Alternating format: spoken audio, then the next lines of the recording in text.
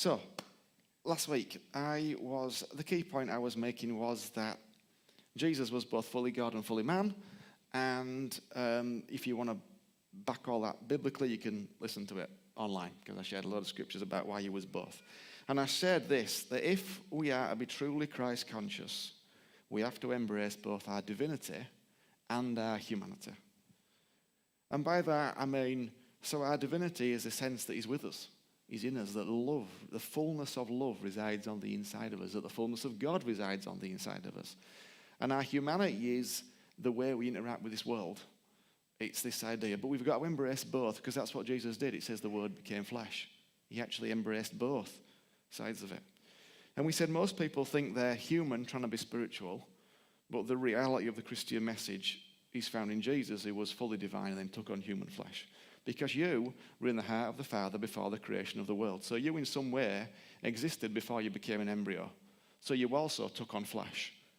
And when the flesh fades, you'll also carry on in some form, and you'll be you. So you have followed it already. And this was the key scripture. For Jesus is the complete fullness of deity living in human form. And our own completeness is now found in him. We are completely filled with God as Christ's fullness overflows within us. That's the reality. You right now, right where you are sat, if you've said yes to Jesus, then you are completely full with the fullness of God. That's the reality. Now, you might not feel it. You might not be aware of it. You might even disagree with it, but it doesn't really matter because it's true. You are full. The fullness of God is in you. And of course, we said that caused us to ask some questions like, well, why does this happen? Why does that happen? But then we have to understand this, that you are body, soul, and spirit, and that God lives in your spirit. So your spirit's full, but your soul and body are yet to catch up, perhaps, to the fullness of it. So I want to spend this morning talking about the truth that we carry this fullness with us. And our task as those who are learning to love Jesus is to allow that fullness to flow out of us and into our environment, because that's what it means to be human. But I want to share with you one of the keys to allowing the fullness of Jesus to flow out of you.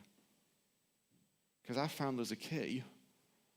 There's a few keys, but one of them is really, really important, that allows the fullness of him to flow into the rest of you. And we're going to do that by exploring these words, but from perhaps a different perspective that we might normally have explored them from. So in Romans 15:7, Paul says this: accept one another then, just as Christ accepted you, in order to bring praise to God. But Paul's line of thought starts back in chapter 14, and in chapter 14 he gives all these lots of examples about how kingdom people should interact with each other. He talks about food and special days, and now we have all these different differences, something this, something that. And when you read from the start of chapter 14 through to chapter 15 and verse 7, there's all these interesting words that keep cropping up. So you find all these words that keep cropping up: same attitude, mutual edification, accepted. And then you find words like passing judgment, condemn, contempt. And what you can do is you can actually kind of split those words out, because they follow two distinct patterns. So when Paul's talking about this idea of accepting, in the whole bit before it, he's talking about accepting one another, and he kind of, whenever he's talking about not accepting each other, he's talking about condemning and passing judgment on one another. But here's the thing. This morning I don't want to talk about anybody else. I want to talk about you. Because this is the key. The first other we have to accept is our own humanity. The first other you have to accept is you. And I'm going to expound that as we go through. What might it mean for you to accept you as you are right now? What might it mean in your relationship with Jesus if you accepted you just as Christ accepted you? What would it look like? Well, it would make a huge difference to you in your relationship with Jesus. Because one of the greatest keys of being able to rest in and with Jesus is to accept yourself as you are in the moment you find yourself. You see, the opposite of accepting yourself, as Paul in Romans points out, is condemning and judging yourself. Have you ever condemned yourself or judged yourself because you thought you should not be in this place, or you should be doing better, or you should know better, or whatever else? Anybody ever done that? Okay. But right there in that moment, when you judged and condemned yourself for who you were or who you were not, or what you've done and what you've not done, you make it incredibly difficult to rest in Jesus, because all your mental headspace is used in trying to justify that you shouldn't feel like that, or you do feel like that. And that's why you don't find any rest. Because you can't find rest, because there's so much going on in your head. So most of us have an incredible ability to judge and condemn ourselves, which is why, or one of the reasons why most of us find it incredibly difficult to rest in Jesus. And one of the keys then to resting in Jesus is learning to accept ourselves and to stop judging and condemning ourselves, which sounds very easy when I say it in a sentence.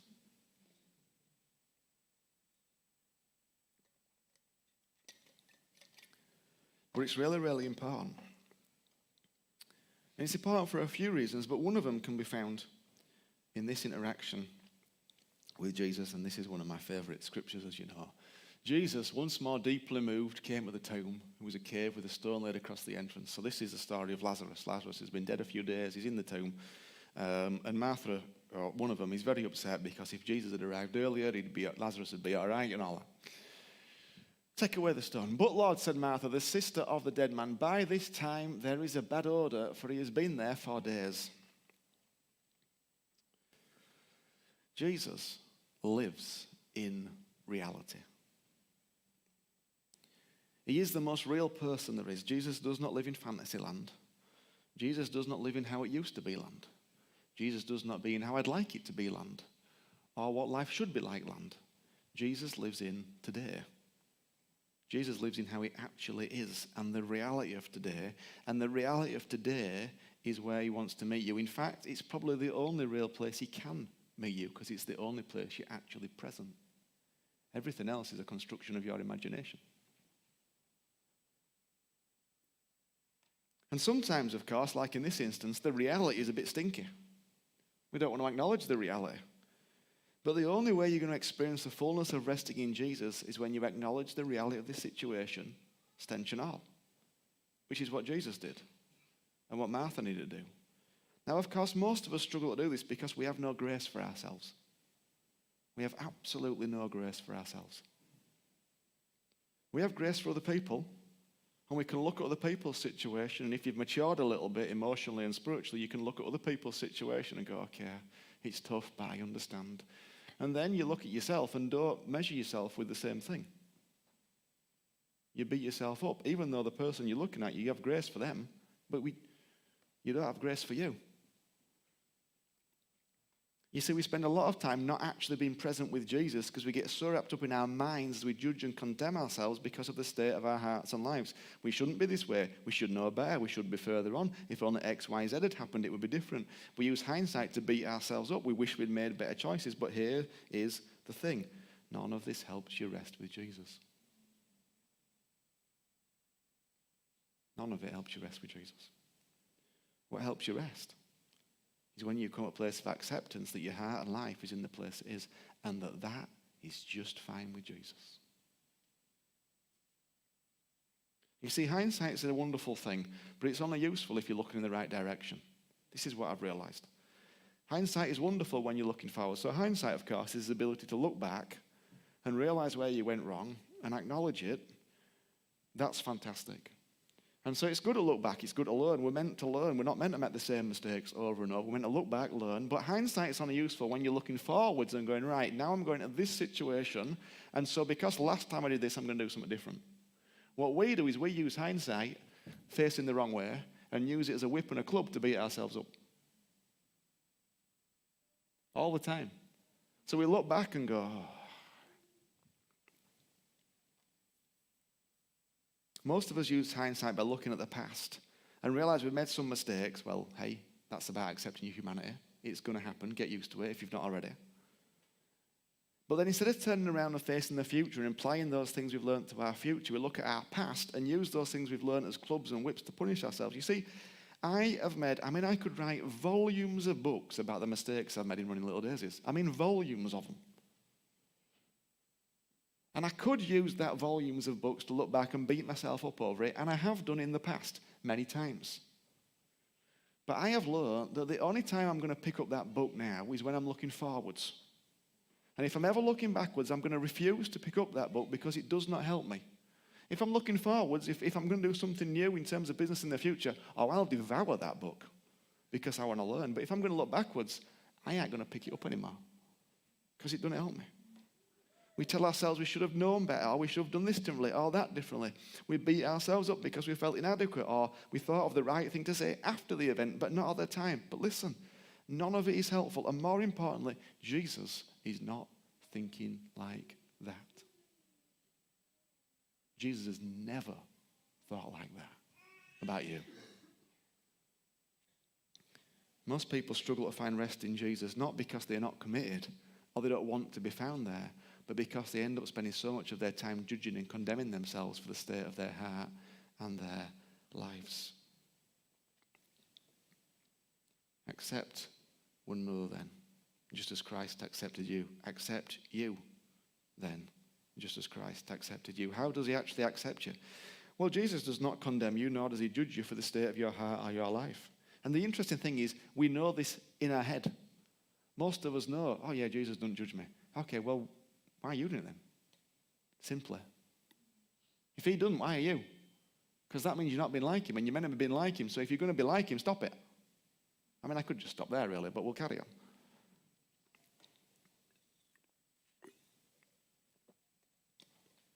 You see, this ability to accept ourselves is key on a journey of learning to love and care for ourselves. It's actually a mark of maturity on the journey of being like Jesus.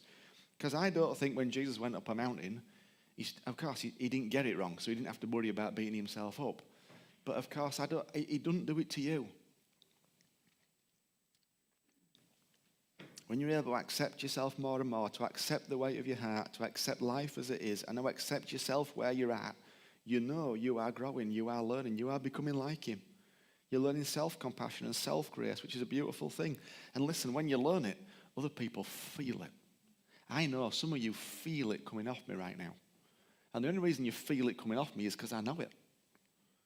But imagine if you could be in an environment where you're with somebody and they could feel it coming off you. Imagine what they'd share with you then. Well, I'll tell you, their entire lives in 2 hours sometimes when you've never met them before. Why is that? Because they actually feel it coming off you. And they literally just go, "Bruh," and you're like, oh, okay. But don't we need people like that? But of course, if you are internally beating yourself up, you give that off as well. And people feel it. And they go, I feel that sense of condemnation and judgment. So I ain't going to talk to you.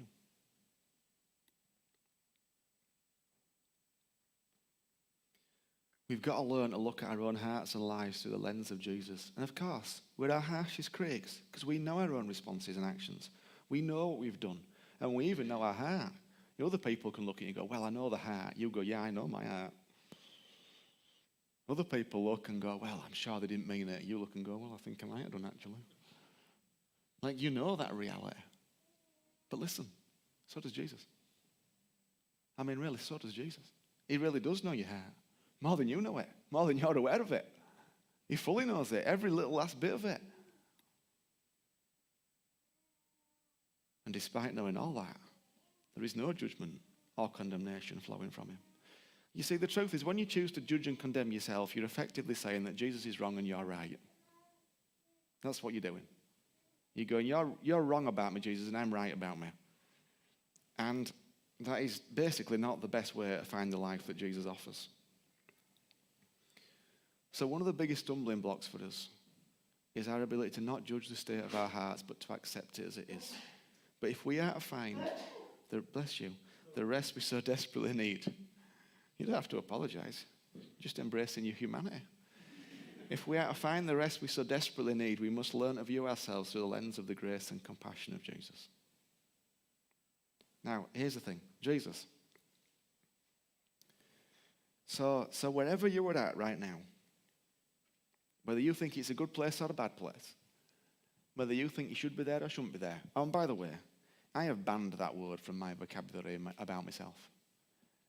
That word should, I've just banned it completely from if I journal or speak anything about myself and I try and do it with other people, I'm like, I am not going to say that word because it's a completely useless word. It's a completely unhelpful word. I should. Who says I should? Who's determined that I should? Who says that that is what I am meant to be doing?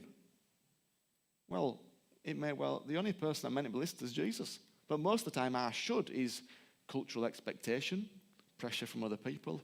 I should really make sure my house is clean before people come round. Jesus really not bothered, to be honest. No, really, he just didn't bothered. He's like, I'd much rather you be present with people who are coming around so you can enjoy them than be absolutely exhausted from cleaning your house. Plus, you'll make them feel better when you go around there, they won't have to do it. No, but really, you're laughing because you know it's true, though. You're laughing because you know the reality of it. Like, there's so many cultural norms and pressures that and of course, we're meant to look after what we've got. I'm not suggesting you live in a hovel. I'm just saying, of course, you're meant to care for what you've got and be a good steward of what you've got and all that sort of thing. But it's just this moment of, okay, anytime you get a thought that goes, I should do this, that's a red flag for going, okay, who says I should? And why am I going to do it? And of course, that's hard work because you've got to work all that out. But hey, welcome to working out what it's like to be like Jesus. All right, I want to finish with two interactions that Jesus had to just remind you of the heart of Jesus. So Luke 8:42, and there's a story of a lady who had been subject to bleeding for 12 years. In fact, let me just go there, Luke chapter 8.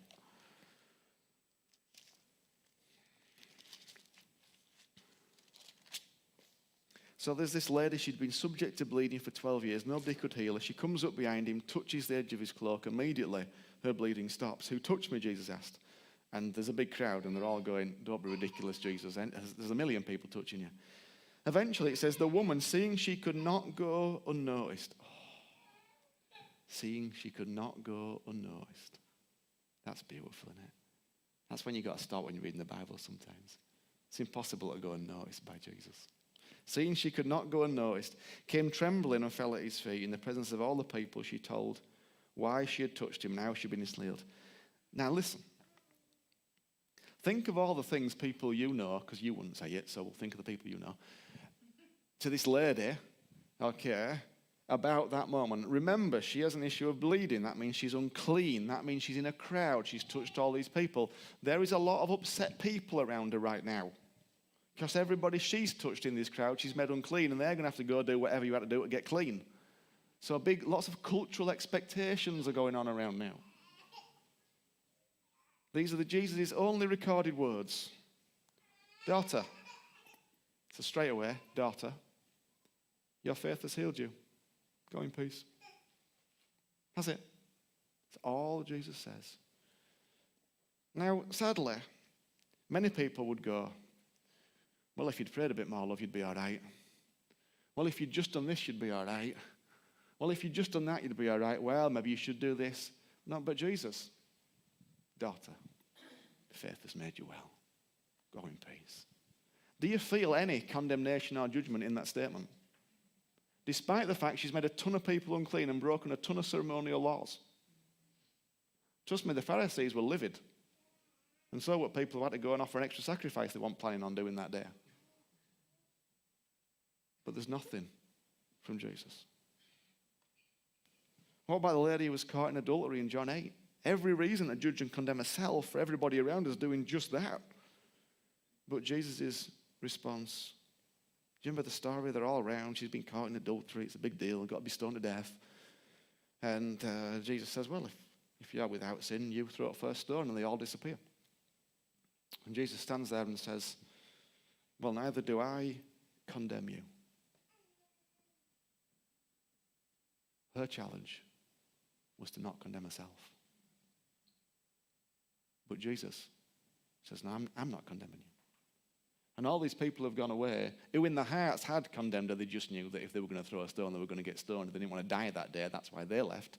But in their hearts, they're going, ugh. But Jesus comes along and goes, well, there's no judgment from me, love. Now go and don't do it again, because it's not healthy for you. It's not helpful. It's not going to lead you towards life. It's not going to bring health and happiness and good things your way. That's why he tells her, go and sin no more. But the first thing is, neither do I condemn you. He neither condemns her nor overlooks a self-destructive lifestyle. He walks the tightrope of loving her. Accept one another then, just as Christ accepted you in order to bring praise to God, despite her obvious guilt, despite the fact that she had missed the mark, despite the fact that she had done wrong. When confronted with Jesus, he does not condemn, he does not judge. He encourages her to stop the unhealthy acts that are destroying her life and releases her into freedom, despite your guilt, despite our guilt, despite the fact we have missed the mark, despite the fact we have done wrong. When confronted with Jesus, he does not condemn us, he does not judge us. Instead, he encourages us to stop the unhealthy acts that are destroying our life and releases us into freedom.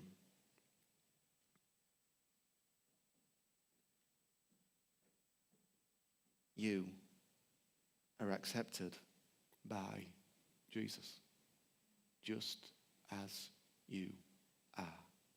Just as you were, just as you are today, and just as you'll be tomorrow, you're accepted. But like the lady who was caught in adultery, you have to decide whether you're going to accept you, just as you are. Jesus is not beating you up. Jesus is not frustrated with your progress. Jesus is not thinking you should be further on.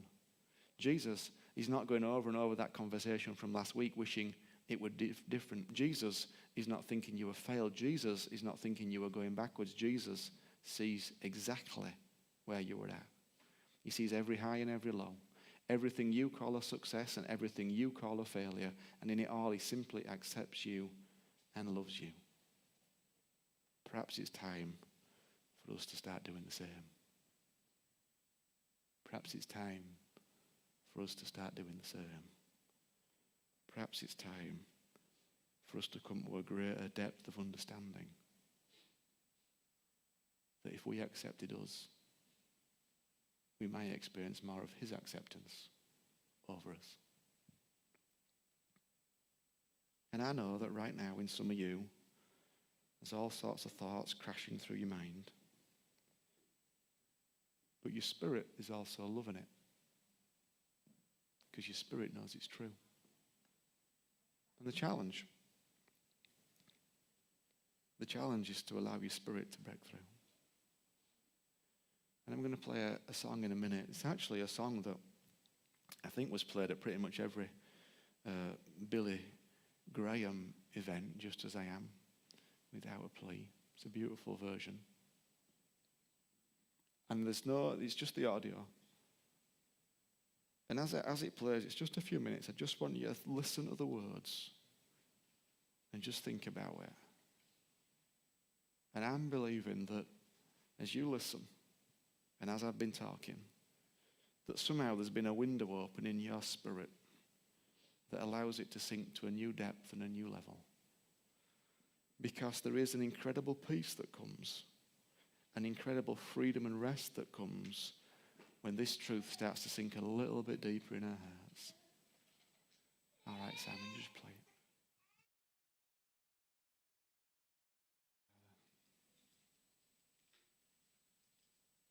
Thank you, Lord, that just as we are is where you meet us, Lord. And there is much in us, Lord, that wants to fight and strive to be somewhere different, Lord. And we know that in one sense that's important, Lord, because you want us to be different. But Lord, I want to thank you that you do meet us where we are, Lord. Whether we feel like we're doing really well or we feel like we're doing terribly, right there, just as we are, you meet us. And Father, I pray that more and more we might be able to come just as we are and receive your acceptance and your love in that place. In the name of Jesus. Amen.